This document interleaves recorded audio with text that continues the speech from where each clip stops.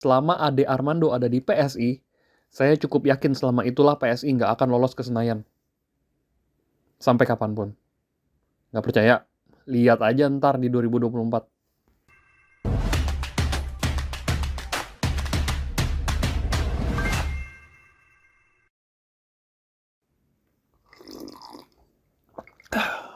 Saya sambil minum ya.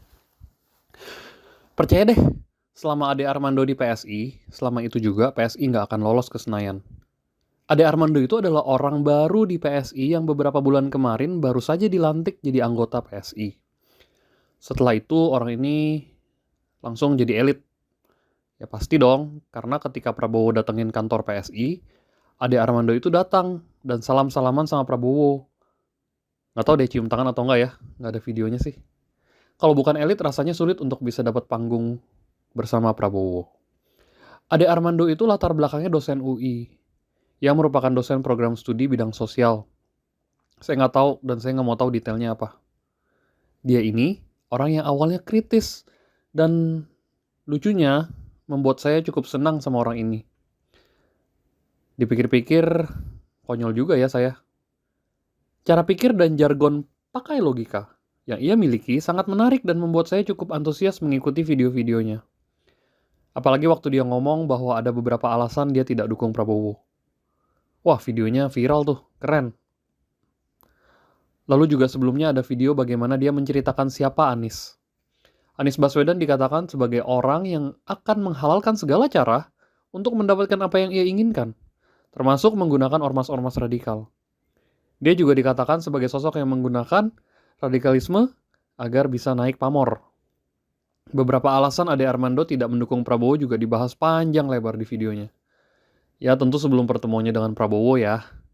Saya dapat bocoran nih dari orang dalam waktu Ade Armando menyambut Prabowo di kantor Partai Solidaritas Indonesia. Partai yang berlogo mawar itu. Mawar. Bahwa Ade ini duduk ada di bagian belakang. Lalu ketika Ade duduk di belakang, Prabowo mendadak memanggil namanya. Kemudian Ade pun tersipu malu ketika Prabowo bicara. Hei, saya ikuti loh video kamu. Sudah ketebak kan lanjutannya? Silakanlah ditebak sendiri, saya nggak mau lanjutin. Hal yang paling disayangkan adalah ketika Ade Armando ngomong bahwa PSI itu non-blok. Aduh, konyol banget ini. Dia mengatakan lebih jauh lagi. PSI bukan blok Ganjar maupun blok Prabowo. Lucu banget. Lucu banget. Kenapa lucu? Karena dia justru sedang menumpulkan fungsi partai dan tujuan partai yang ia dirikan. Salah. Bukan yang ia dirikan, yang ia ada di sono. Yang ia akan mungkin tumpulkan, bener-bener tumpul. Kalau Ade lumayan rajin baca, pasti dia nggak akan ngomong kayak gitu, guys. Kenapa coba? Ayo. Tahu nggak? Karena menurut KBBI, Kamus Besar Bahasa Indonesia, kalian bisa cari online, ada websitenya, kbbi.kemendikbud.go.id, klik saja non-blok, ketik saja non-blok maksud saya. Partai didefinisikan sebagai perkumpulan atau segolongan orang yang seasas, sehaluan, dan setujuan, terutama di bidang politik. Ini saya copy paste, saya baca doang nih dari KBBI. Artinya ya harus ada blok, harus ada keberpihakannya kemana ya. Mungkin dia nggak paham yang dimaksud Soekarno dalam gerakan non-blok waktu itu.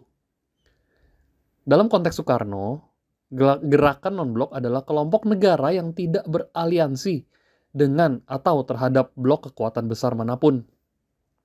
Bisa juga non-blok itu diartikan sebagai tidak bergabung dalam satu blok tertentu tentang negara, partai politik, dan sebagainya, alias netral. Paham kan? Kalau ada partai yang non-blok, itu bisa gak ya kalau gue sebut dengan gue... udah. Jangan dilanjutin deh. Jadi bisa dikatakan ya, selama Ade Armando ada di PSI, saya cukup yakin selama itulah PSI nggak akan lolos ke Senayan. Sampai kapanpun. Nggak percaya? Lihat aja ntar di 2024. Antara saya salah atau dia yang salah. Kalau saya salah, ya udah nggak ada ruginya buat gue. Kalau dia nggak lolos, ya kasihan kan. Udahlah daripada apa tuh yang gue ngomong, aduh lupa kan jadi bingung gara-gara Ade Armando nih. Jangan sampai gara-gara Ade PSI nggak lolos. Perjuangan kalian tuh harus lolos. Ya, sekian.